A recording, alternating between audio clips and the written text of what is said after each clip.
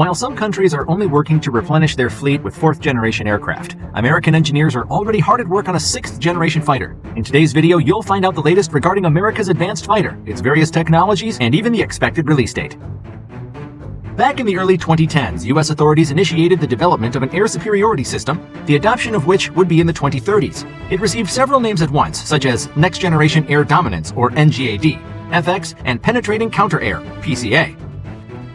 But it should not be confused with the FAXX program, under which the U.S. Navy is building a new carrier-based fighter designed to replace the legendary FA-18EF Super Hornet.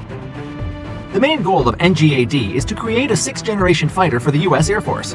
NGAD currently aims to develop a unified system using the latest technologies including propulsion, stealth, digital design, thermal control of the aircraft signature, and, of course, advanced weapons. After all, pacifism is hardly capable of protecting anyone in the event of a real-life threat. The fighter itself will become the center of the NGAD system, while its other aspects will come in the form of drones set to accompany the new generation device. These will most likely be able to not only carry additional ammunition, but also perform other strategic tasks. Given that it will significantly expand the operational capabilities of the Pacific Theater of Operations, thus increasing the effective range and payload for the current USAF forces, the program is developing in several areas at once. An aircraft with a long range and payload for operations in the Indo-Pacific region, a vehicle set to operate over shorter distances between potential combat areas in the European scope of things. The fact that the sixth-generation fighter project exists in principle was enough to attract a considerable amount of attention to it, both from aviation fans and military experts from different countries.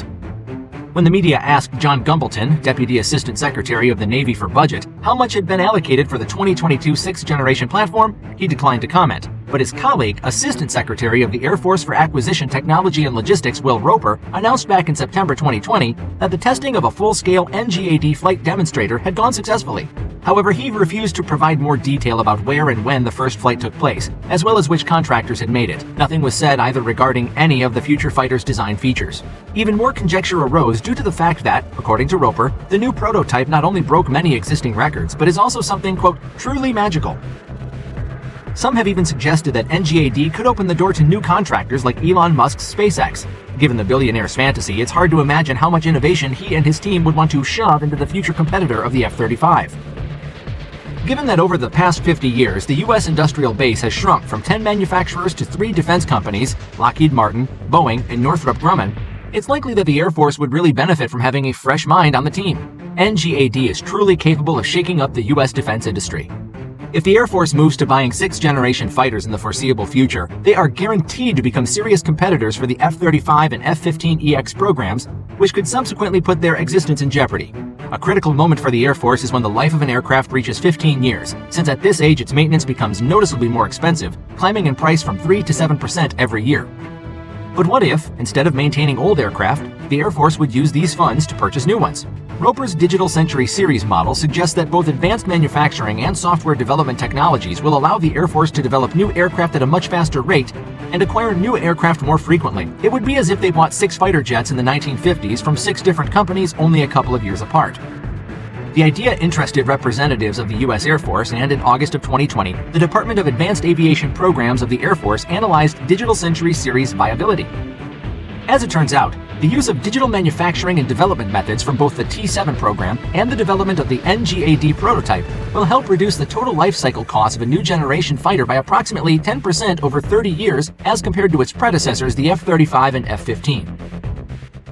For the same cost as a single 30-year digitally manufactured fighter variant, the Air Force can buy a new fighter every 8 years, thus replacing them every 16 years, just before the plane hits 3,500 flight hours and starts needing major repairs and/or expensive modifications to extend its service life. In other words, the digital engineering used in the construction of NGAD opens up the prospect for the U.S. Air Force to focus not on creating a device that dominates, quote, in all cases at any time, but instead on creating different types of aircraft with common support equipment, cockpit configurations, advanced interfaces, architecture, and even common shared components such as the chassis. This approach will greatly simplify the support and maintenance of the future Air Force fleet, as well as the maintenance of aircraft in the field. Additionally, the Air Force will no longer need to allocate massive amounts of money to developing the latest fighters in advance, spending most of these funds at the end of the aircraft's life cycle. To facilitate the continuous development of new fighters, the service will have contracts with several companies at once, choosing a new design every 8 years and acquiring aircraft in batches of 50 to 80 units. Roper also noted that development costs will increase by 25% and manufacturing costs by 18%, but the overall result of reducing the USAF's upgrading costs by almost 80% and the maintenance cost by 50%, that's certainly worth it. In fiscal year 2020, NGAD committed $955 million under the National Defense Act. In 2021, this amount slightly decreased to about $904 million, but remained close to the set mark of spending $1 billion on a futuristic fighter in a single year. Continued production and development of new fighter jets would have a visible strategic benefit by putting China on the defensive. The latter regularly responds to U.S. technological advances as they are introduced, whether they be powerful missiles or futuristic drones. A couple of days after Roper's announcement, the U.S. Air Force released an image of an unidentified fighter jet in a story commemorating the 73rd anniversary of the U.S. Air Force. The aircraft had a unique triangular shape, which was very different from the concepts previously proposed by Boeing and Lockheed Martin as part of the development of the NGAD fighters. Its nozzles reminded experts of those that could be seen on the prototype of the 5th generation fighter, YF-23, a competitor to YF-22, who had once lost to it back in the 1990s. Of course, the picture may turn out to be nothing more than just art, since many experts found it to be too futuristic. The NGAD fighter is expected to receive Adapted Cycle Engines, or VCE, developed by the Adaptive Engine Transition Program, or AETP, and Next Generation Adaptive Propulsion, or NGAP. The deadline to be ready for the first flight has so far been 2025, but plans may well be moved given the sudden outbreak of the COVID pandemic. In January, GE reported the completion of the first test phase of its second XA100 adaptive cycle engine, which took place at the GE High Altitude Test Facility in Evandale, Ohio. This allowed the company to continue collecting performance data, thus confirming transformational propulsion capability of their creation. The second phase of testing is set to begin at the Air Force's Advanced Test Sites at the Arnold Engineering Development Complex, AEDC, potentially as early as the first quarter of 2022. In addition to being used in the NGAD program, they intend to equip the F-35 fighter jets with this engine as well. Some key features of the GE engine are the following. Adaptive cycle, providing both a high thrust mode for maximum power and a high efficiency mode for optimum fuel economy and downtime. A 3-threaded architecture that expands thermal management capabilities and increases combat effectiveness. Extensive use of advanced technologies and components, including such features such as ceramic matrix composites, polymer matrix composites, and additive manufacturing. These innovations increase thrust by 10%, improve fuel economy by 25%, and provide greater overall heat dissipation capability in the aircraft. All this being carried out, by the way, in the same physical shell as modern power plants. Furthermore, the engine is capable of running on any U.S. Air Force approved biofuel while simultaneously delivering significant carbon reductions. Among other possible features contained within the latest fighter, one will certainly note the flying wing and a tailless design, which give it not only better aerodynamics, but also increase the stealth functionality of the device.